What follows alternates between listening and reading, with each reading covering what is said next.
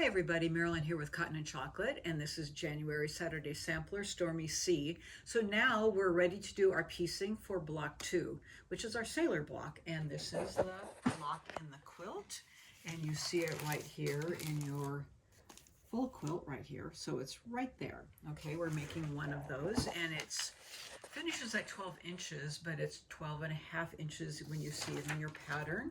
It indicates it right here. We're only making one of those. So now we're going to talk about the piecing. The first thing that we're doing is we're making our flying geese. So you're going to gather your fabric 9 and 13. That's going to be your 5 3/4 inch piece of fabric 9, and your 4 fabric 13 cut at 3 3/4.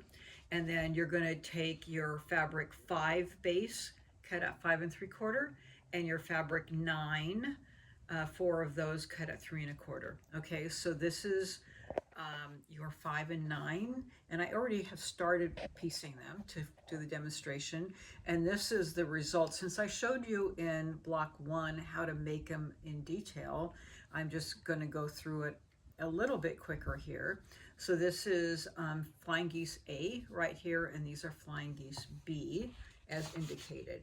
Okay, so this is flying geese A with your base as fabric 9 and your geese as fabric 13. Okay, so I've made them. These are cut down, and I'm using, again, the wing clipper. I'll be using it all the way through, and you are cutting them down to 2.5 by 4.5. So I'll just lay my ruler on top. It might be a little hard to see with the dark fabric, but there is my, you can see, I'll just point it with my scissors here. The wing goes right in there. The V goes right in there. And then I'll make my first cut here. Oops, it moved a little bit. I'm going to move that back. Make my first cut here and across. Okay. And then I'll turn it. And I'm at the 4.5.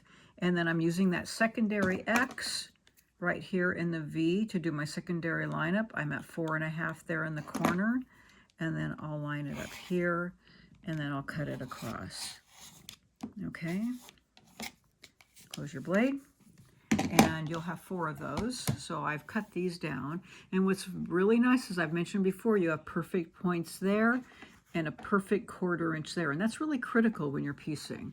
So you'll have all 4 there. And I'm going to back up for a minute because I just want to remind you that first you're going to be doing that base with your first 2 squares here, and then this is the 1/2 side cut down the middle, pressing out.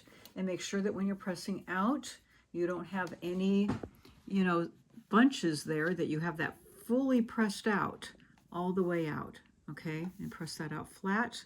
And then when I put that next square, so you'll have 2 of these, correct? Yes. And then I put that all the way down on the edge. I'll pin it on each side. And then these I've marked with a white leaded pencil. My Soline pencil is here. It has a white lead in it. Well, there's my white leaded one right here. And I'm marking it with my magic wand.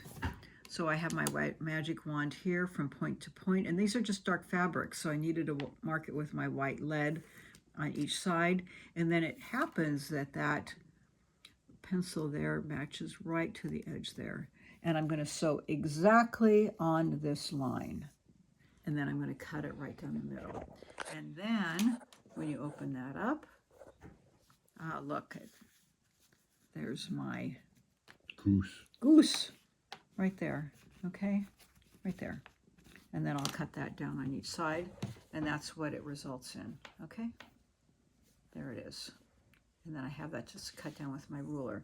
So from your 1 large square and your 4 small squares, it will result in 4 geese. Okay, and so this is what it ends up with. And you're going to be piecing these together, each of the 4 units, 1 of each, and it looks like this. So here's your A, and here's your B, and I'll just orient this just like the picture here.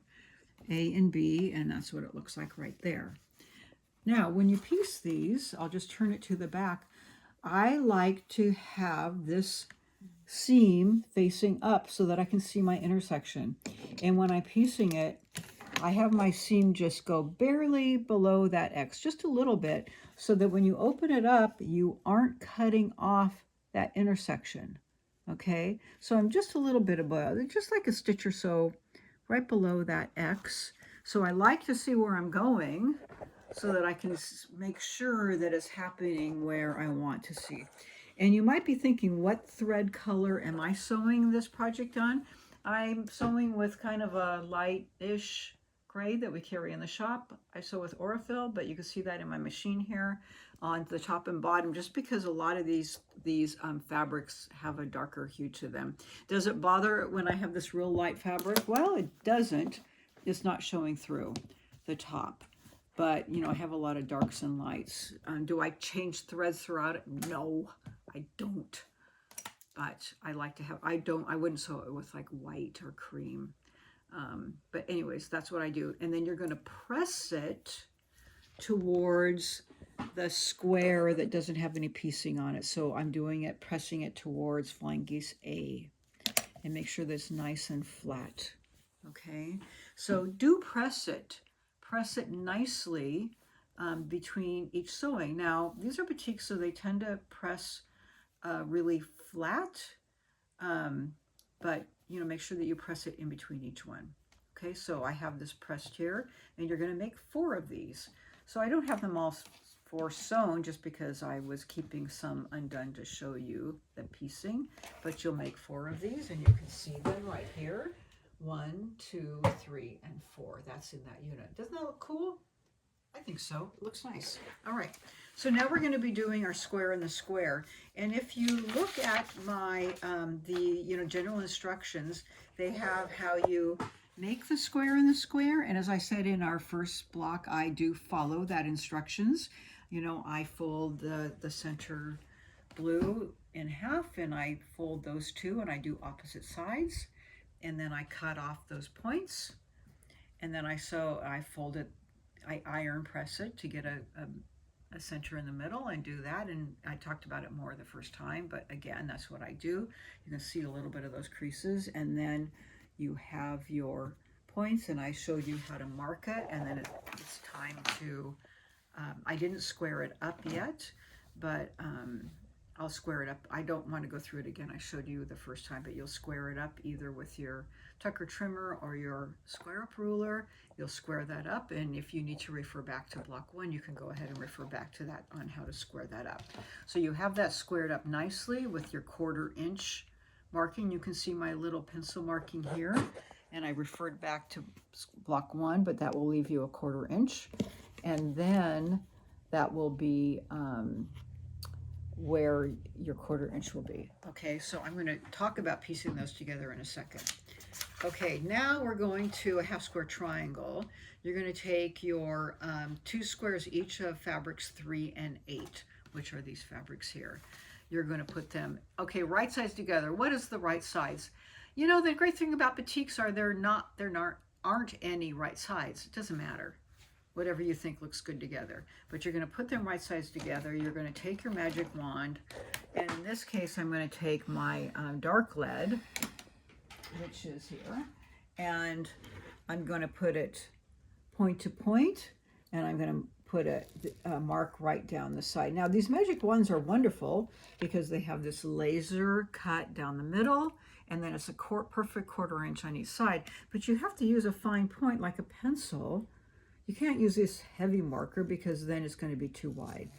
Mark down the middle, and you're going to sew right on the line, and then you're going to take your ruler, put it down the middle here, point to point, and cut right down the middle. And then when you open that up, voila, you'll have a half square triangle here, and you'll have a half square triangle here. And the question is, why don't you just cut these in half and sew them right from the start? Well, if you do, you have this bias edge. Thank you, Jerry. Bias edge. I've learned something. You've learned something from me listening to all this. Okay, bias edge. And so this way, if you do it this way, you don't have the bias edge. Okay, but it's going to be oversized. We want it oversized so that we can cut it down and have a perfect edge. And it's not getting all squiggly on you. But when you're going to press it, please press it to the dark. And always press to the dark unless the instructions tell you to do otherwise. Once in a while they do. So press to this blue, okay? Press to the blue. So that's what I did. I pressed to the blue, and then you're going to cut it down, and I'm going to use my block lock. I love my block lock, and you're going to cut it to 4.5 inches. So all of these blocks are 4.5 inch blocks. Okay, these are all 4.5. They all have to be 4.5 inches because basically we're making in the end a 9 patch, an elaborate 9 patch, right? So block lock, you have to put the low end on this side and the high end, meaning the side that you pressed towards. That's the high end and this is the low end. Okay, block lock is the low, so that side goes on the low side. You got to get this right or it won't cut correctly on the block locks. Okay, because then it's going to, oh, I have to get the one I haven't cut down. Duh. Okay, and then it's going to lock in to the seam. Ooh, look at that. How'd so that get work? up here. I know. No. So low. Oh, how does it low, lock? It locks in because you got this high edge. And this has a little ridge cut into it. Into the ruler. And this ruler, I love it because it goes from 1/2 inch to 6.5 inches. Well, probably lower than, well, like 1/2 inch or smaller, but who's going to cut a block lower than 1/2 inch? That would be insane. Okay, so I can get a lot of different sizes out of this ruler. I mean, they come smaller, but oh, it gets really close to my fingers. Okay, so I'm going to put this here and it's going to lock in. And I need a 4.5 inches. So here is my 4.5 right there. So I'm going to put it in the middle so that I have a cut down. So it's made a little bit bigger. It's locked in. And I'm going to cut this here, here, and here. Okay. And then I have, so if I'm doing a bunch of these, I'll do all of this side at once. Well, here you're doing two, not a bunch, but I'll do them all the low side. And then I'm going to turn it, and I would turn this one if I was still cutting that down, and turn it so the lock side is still on the low side. And then I'm going to slip that in, and I'm going to put it right to the 4.5. It slides down, and here's the 4.5 right here, and the 4.5 right there. Ooh, isn't that slick? Yes. Just say yes.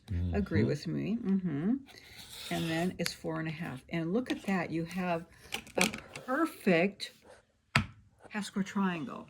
So if you're doing it to size, and you know it's to size if they tell you cut something at 7/8. You know, so if you're cutting like 4.5, you know, pieces to 4 inches, we know that because you lose 1/2 inch, 1/4 inch on each side. But a half square triangle is 7/8. How do I know that's? It's math. I've been sewing a long time. I've been quilting a long time. 7/8 is the key, but it turns out the perfect size. But what if you press it and you kind of get it off, you know, squirrely and it's not perfect?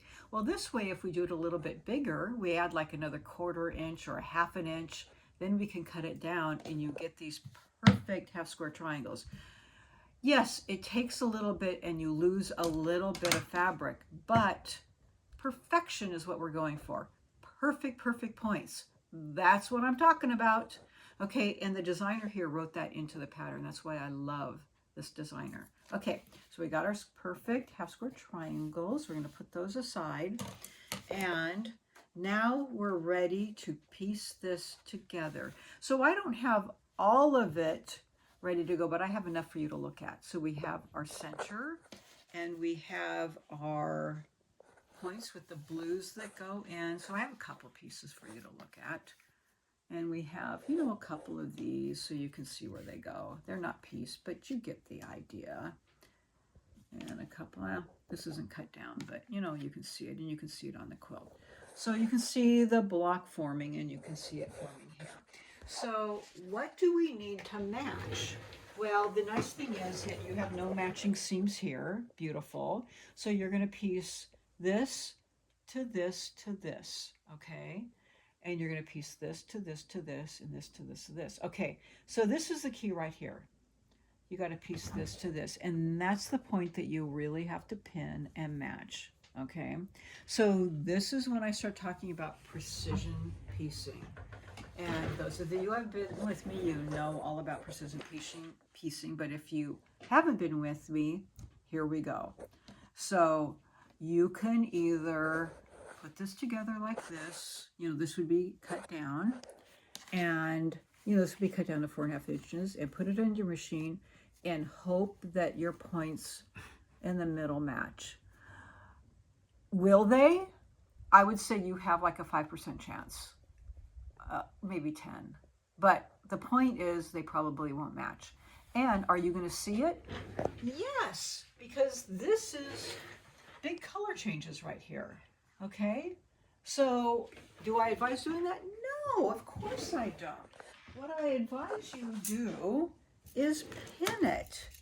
So what I do is I take a pin and I'm going to put it right through this point here, and make sure it's right through the point. It might be hard to see, but it's right through the point. Okay, just trust me if you can't see it on camera. And I'm going to put it exactly through this point here. So both points are matching exactly, and I'm going to put it exactly through the points. And I'm going to push it tight so the points are matching.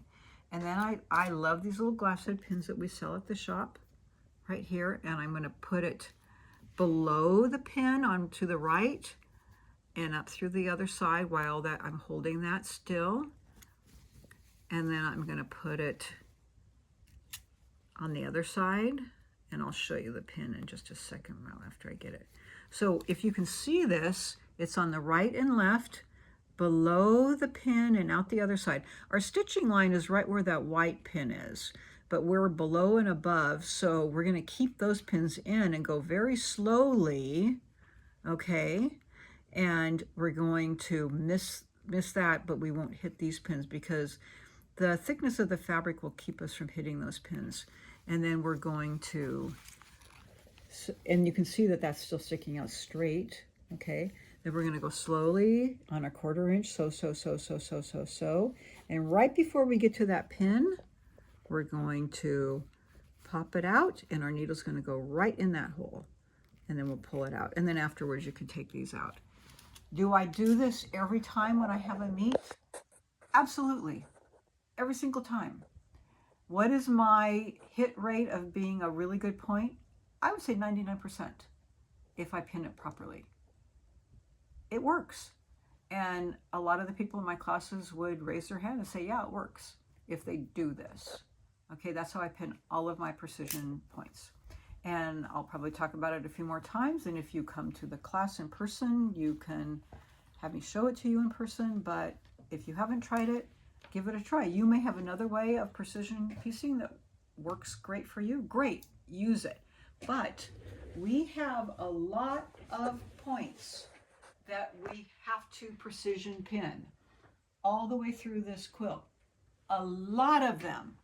So I want you to start doing it, and you need to get good at it, okay? Because they're all the way through this quilt. A lot of them. Sometimes we'll have them in a big row, and you'll have to do it like 8 or 9 times in that row. Is it hard? It is not difficult. You need to have good pins. You cannot have thick pins. You need to have these glass head pins or something very, very thin. I take usually the pins that come in, if you buy a metal pin holder, they come with pins. I take those out and throw them in the trash and buy really good thin glass head pins. Do they bend a lot? Yep. They aren't that expensive, okay? But buy good pins that go through these boutiques, and you will have a better time of it.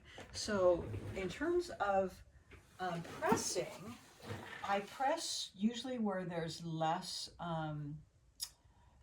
seams. So you're going to press out and out. And then here you'll press in, and then out and out. Your seams need to nest. That way they'll nest nicely. Okay. So after you have it all pieced, I do spray in between each row with my flatter that we talked about in the first video. So I spray each row and then I piece them together, and then I will do a final spray, and then I will measure it to make sure that I'm at my 12.5 inches. So if you're not, you need to really take a close look to make sure that you don't have any creases in your seams, or that your seam allowances look good. And then if you're having any issues, then you can always reach out to me and we can look at it also. So anyways, that's block 2. And hopefully you'll have a lot of fun making it. I think that it looks really beautiful. And so with that point, you'll have both of your blocks done for January, and we'll be ready to move on to the next month. So have fun, enjoy, and we'll see you soon.